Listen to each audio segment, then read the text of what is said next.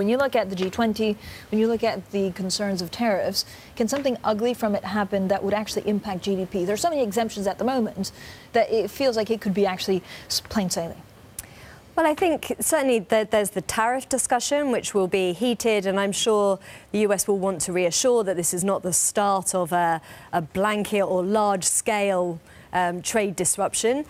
But of course, there's also the question of currencies that will come into the mix. Now, we've had mixed messages from the administration, but Mnuchin himself was the one who said perhaps a weak dollar would be good for the US.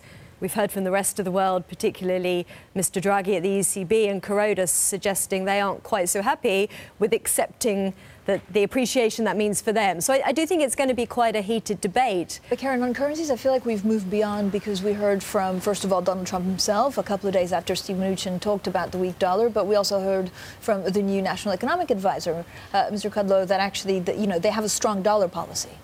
Yes, as you say, they've sort of pulled that rhetoric back again, and we have seen that strength in the dollar.